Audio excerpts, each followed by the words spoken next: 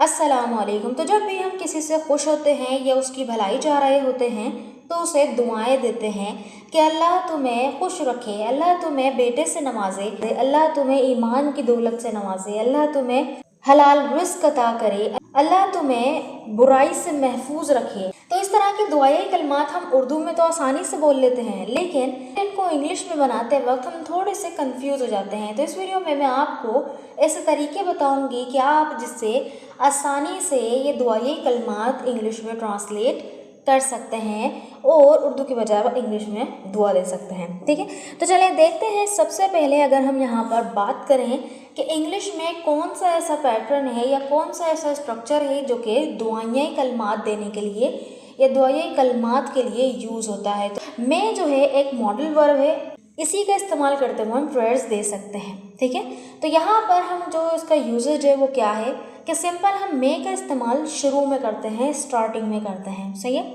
तो मे के बाद जाहिर सी बात है हम अल्लाह से दुआ मांगते हैं, तो मे अल्लाह करते हैं, मे अल्लाह, और देन उसके बाद वर्ब की फर्स्ट फॉर्म आती है।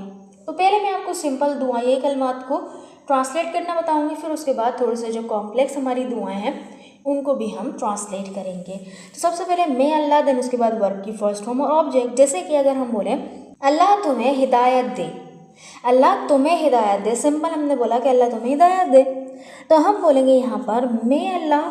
ठीक है, और हिदायत देना मतलब रहनुमाई करना, अल्लाह ताला तुम्हारी रहनुमाई करे। ठीक है, so may Allah guide you, may Allah guide you. तो यहाँ पे आपने देखा मे अल्लाह आया और देन उसके बाद गाइड, ये वर्ब की फर्स्ट फॉर्म है, और फिर उसके बाद जिसको दुआ दी जा रही है वो वहाँ पर लास्ट में आ जाएगा यू। ठीक है, जैसे कि अल्लाह हमारी मदद करे, तो मे अल्लाह हेल्प अस, अल्लाह हमें माफ़ करे, मे अल्लाह फॉरगिव अस, अल्लाह हमें महफूज रखे, मे अल्लाह प्रोटेक्ट अस। ठीक है, अच्छा एक सेंटेंस आपके लिए है कि अल्लाह हमारी अंग्रेज़ी बेहतर करे। तो आपने क्या करना है, मे अल्लाह के बाद वर्ब की फर्स्ट फॉर्म लगानी है, देन उसके बाद अदर चीज़ें। ठीक है, तो ये तो था बिल्कुल सिंपल सा। सही, अब आते हैं थोड़े से कॉम्प्लेक्स उस पर कि जहाँ पर हम कहते हैं कि अल्लाह ताला तुम्हें बेटे की नेमत से नवाजे, तो हम इसको किस तरह से बनाएं। तो बेसिकली स्ट्रक्चर वही रहेगा, यानी कि मे अल्लाह के बाद वर्ब की फर्स्ट फॉर्म ही आएगी, लेकिन अब यहाँ पर हम एक वर्ब यानी कि जो ब्लेस है, ब्लेस का यूज़ हम यहाँ पर करेंगे। इसका मतलब होता है अल्लाह ताला तुम्हें इस चीज़ की नेमत दे, उससे नवाजे। ठीक है, तो यहाँ पर हम यूज़ करेंगे मे अल्लाह के बाद ब्लेस का। तो ये पूरा का पूरा जो स्ट्रक्चर है यानी कि पूरी पूरी लाइन है कि यहाँ पर वो हो सकती है जो हम बोलना चाहें कि कोई भी यानी किसी को भी अल्लाह ताला उस चीज़ की नेमत से नवाजे। तो मे अल्लाह ब्लेस यू, यानी कि अल्लाह ताला तुम्हें नवाजे, किससे, with the gift of, with the gift of, और फिर उसके बाद आप जो भी बोलना चाह रहे हैं वो लगा लें। तो इसका मतलब ये भी होगा कि अल्लाह ताला तुम्हें बेटे की नेमत से नवाजे, अल्लाह ताला तुम्हें इस चीज़ से नवाजे, या तो अल्लाह ताला तुम्हें अता करे। ठीक है, दोनों ही चीज़ें हो सकती हैं, यहाँ पर दोनों ही बात हो सकती है। सही, तो जैसे कि हम यहाँ पे बोलें कि अल्लाह ताला तुम्हें बेटे की नेमत से नवाजे, तो हम बोलेंगे may Allah bless you with the gift of a सन।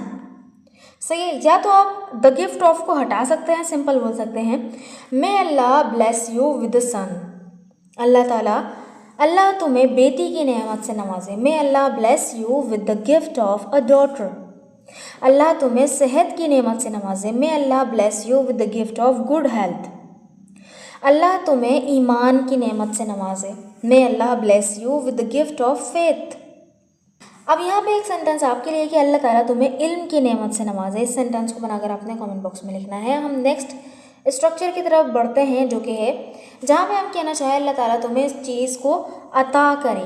ठीक है, तो कोई चीज़ अता फरमाए, अता करे, तो वहाँ पर हम यूज़ कर सकते हैं मे अल्लाह के बाद ग्रांट, और ग्रांट के बाद यू जैसा बात है उसके जिसको हम दुआ दे रहे हैं तो वो आ जाएगा यू। ठीक है, अच्छा अब यहाँ पर हमने क्या करना है कि उसके बाद वो चीज़ लगा देनी है कि जिसकी बात हम कर रहे हैं कि अल्लाह ताला तुम्हें अता करे।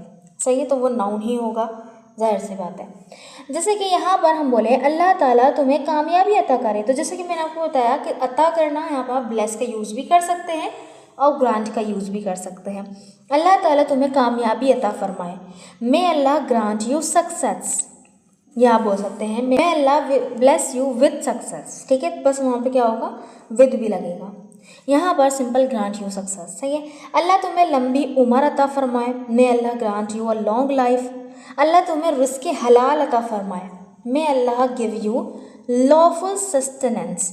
अच्छा, यहाँ पर जो लॉफुल है इसका मतलब है हलाल और सस्टेनेंस मीन्स रिस्क, ठीक है। तो मे Allah grant you lawful sustenance. अल्लाह तुम्हें हिदायत अता फरमाए। May Allah grant you guidance.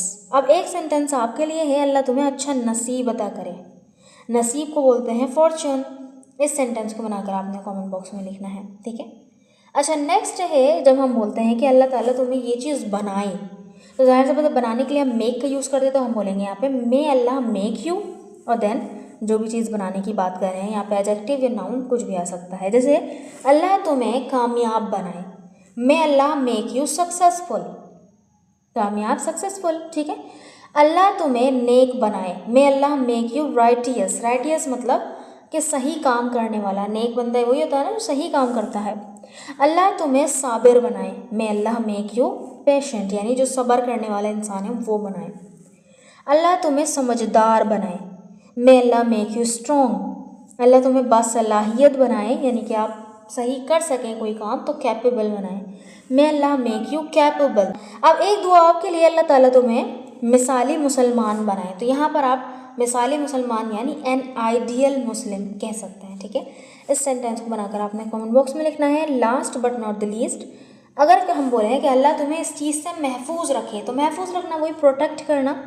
तो यहाँ पर स्ट्रक्चर बन जाएगा, मे अल्लाह के बाद प्रोटेक्ट लगाना है, मे अल्लाह प्रोटेक्ट यू फ्रॉम, यानी जिस चीज़ से तो फ्रॉम के बाद वो चीज़ आ जाएगी। जैसे अल्लाह तुम्हें हर बुराई से महफूज रखे, may Allah protect you from all evil. अल्लाह तुम्हें बीमारियों से महफूज रखे, may Allah protect you from illness. अल्लाह तुम्हें हादसात से महफूज रखे, may Allah protect you from accidents. अल्लाह तुम्हें गुनाहों से महफूज रखे, may Allah protect you from since.